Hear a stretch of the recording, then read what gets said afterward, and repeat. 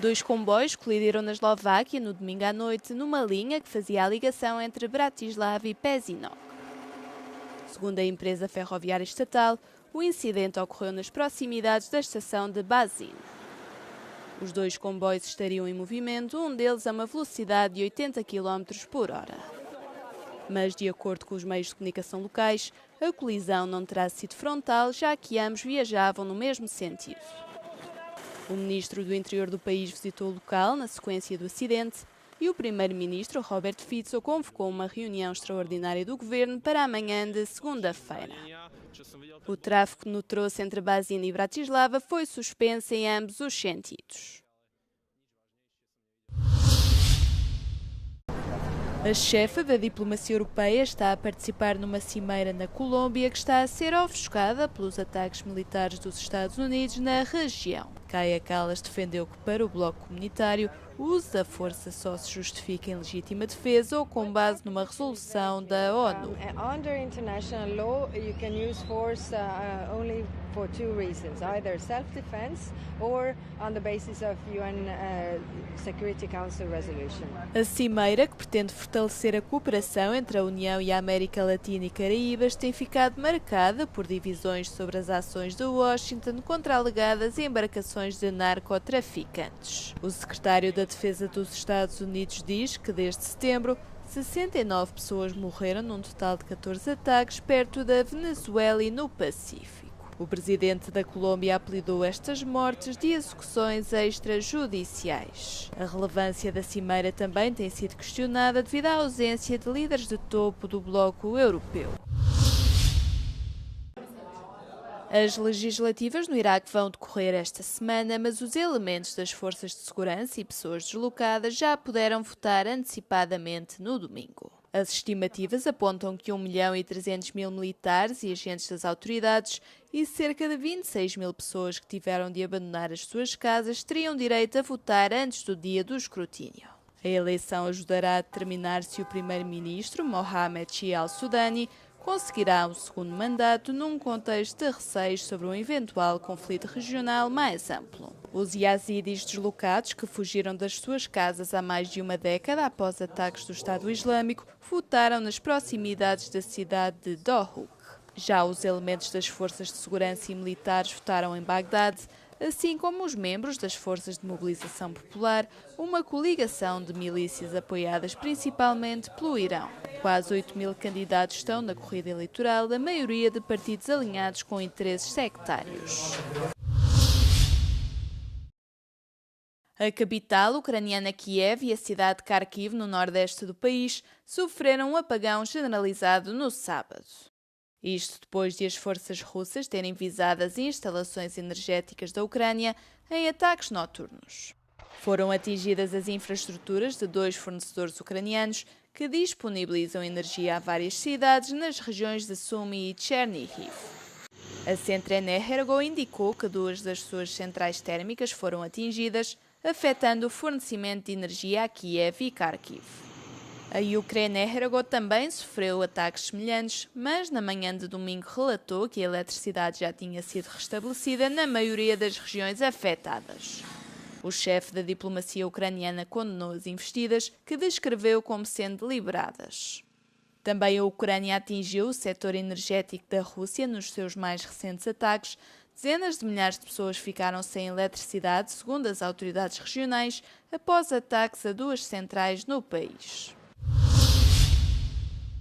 A segurança da Polónia é um tema que vai ganhando destaque no país. Os mais recentes incidentes com drones que invadiram o espaço aéreo europeu são alguns dos temas que geram discussão entre os polacos, que parecem divididos sobre estarem prontos para defender o país. Diferentes sondagens revelam diferentes resultados. Uma indica que metade dos polacos estaria disponível para voluntariar-se a entrar nas Forças Armadas, enquanto outra revela exatamente o oposto. Chociaż ten procent wydaje się niewielki, prawda, tam tylko około 1/4 ludzi gotowych do obrony kraju, no to jednak z tej 1/4 da się sformować całkiem porządną armię. Kolejną sprawą jest trochę brak zaufania do armii, ponieważ tylko połowa Polaków mniej więcej stwierdza, że nasza armia byłaby w stanie obronić ten kraj. Jeśli idę do wojska, to chciałbym być pewien, że zostanę dobrze przeszkolony i będę dobrze dowodzony. Jeżeli nie mam takiej pewności, no to cóż, no morale trochę spada w tym momencie. Os jovens parecem ser os menos propensos a lutar pela pátria. Myślę, że zostałbym w kraju. Na tyle bardzo lubię Polskę i ostatnio coraz bardziej ją lubię, że myślę, że zostałbym tutaj i nie wiem, w jakiej formie bym jej bronił, ale na pewno bym tu został. Myślę, że forma wojny jest o tyle nieznana, że nie jestem w stanie jeszcze podjąć decyzji, natomiast sam się zastanawiam, czy mam jeszcze taką odwagę, jaką nie wiem, mieli nasi dziadkowie, pradziadkowie kiedyś. Jeżeli mamy nawiązywać do naszego powstania warszawskiego albo takich rzeczy, no to oczywiście. Ale jeżeli teraz to by były jakieś polityczne zagrania, no to chyba musiałabym się naprawdę długo zastanawiać. Os eleitores do Partido Lei e Justiça e da coligação Plataforma Cívica do primeiro-ministro Donald Tusk parecem os mais dispostos a reforçar as forças armadas, enquanto o eleitorado do Terceira Via parece menos disposto a lutar. To keep going and keep fighting, it means courage. Coragem foi este o tema do Fórum das Mulheres deste ano em Paris.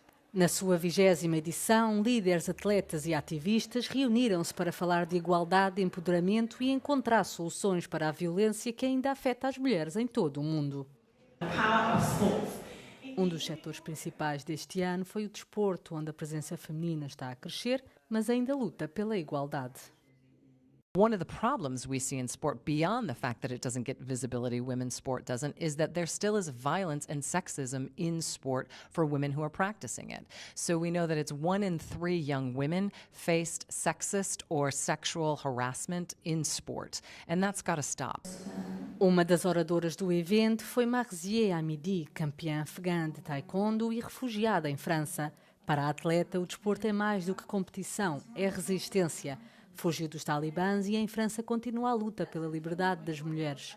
Ainda enfrenta ameaças de morte e de violação, vivendo sob proteção policial. Mas nem isso se move de continuar aquilo que acredita ser a sua missão. I continue this fight. It's not easy. I'm paying with my mental health. I'm lost in life. I don't feel good. I'm in depression, anything. But I want to fight for the young girls in Afghanistan because they are in a really bad situation. It's worse than my situation, and as it's my duty as a human being, not as someone who is coming from Iran, Afghanistan, Middle East, Asia, just as a human being to fight against injustice. Nos clubes desportivos franceses, a violência contra as mulheres continua a ser uma realidade gritante. Angélique Cauchy, outrora uma estrela em ascensão do ténis francês, foi violada entre os 12 e os 14 anos pelo seu treinador. Hoje lidera a ONG Ribond, que luta para prevenir o abuso no desporto. Dans tous les tournois où ils sont partenaires, ils ont décidé que nous allions venir faire une action de sensibilisation sur un public qu'on avait prédéfini, soit les entraîneurs, soit les dirigeants, soit les bénévoles, soit les jeunes, soit les parents, et qu'on allait les sensibiliser pour que tout le monde arrive à comprendre, repérer, signaler et prévenir les violences sur mineurs dans le sport. As mulheres enfrentam riscos em todo o lado, desde o campo de jogos até à sala de reuniões. O Fórum das Mulheres serve como uma plataforma para destacar a sua luta e promover soluções reais. Um precioso vaso egípcio ressurgiu nas ruínas de Pompeia, no Thermopylaeum, uma área de restauração ao ar livre recentemente descoberta, a que chamam também a zona de street food da antiguidade. O vaso revela ligações culturais e comerciais sem precedentes entre as civilizações egípcia e romana. Scavando molto attentamente il contenuto di questo oggetto, analizzando con metodi scientifici ogni piccola traccia del contenuto, cerchiamo di capire che cosa faceva nella cucina, nella retrobottega di un ambiente che certo non era di alto livello, ma di medio-basso ceto sociale. O vaso retrata cenas de caça e foi provavelmente fabricado em Alexandria. Foi encontrado no centro de uma cozinha onde era usado como recipiente para alimentos.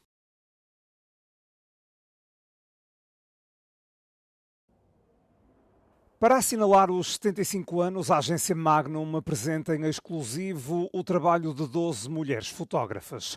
Os visitantes desta galeria em Berlim podem testar o que é estar perto o suficiente. Es ist für uns eine wichtige Ausstellung, weil sie die Veränderung zeigt, die die Agentur über die Jahrzehnte durchgemacht hat. Dass wir uns eben auch mit der Zeit mitentwickeln, indem wir jedes Jahr junge Fotografen in die Agentur aufnehmen. Uma dessas vozes é Newsha Tavakolian, do Irão. Para ela, uma fotografia começa muitas vezes com uma longa conversa.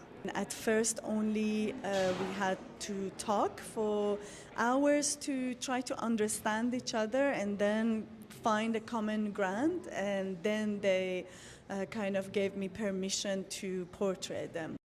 Com os retratos, Tavakolian quer congelar o tempo. You freeze a moment and then you give the viewers a possibility to look at what you capture as long as they want to. Não se trata do privilégio de ter uma câmara cara. Now everybody have this tool in their hand, and it's not about being privileged or not. It's about what you have to say.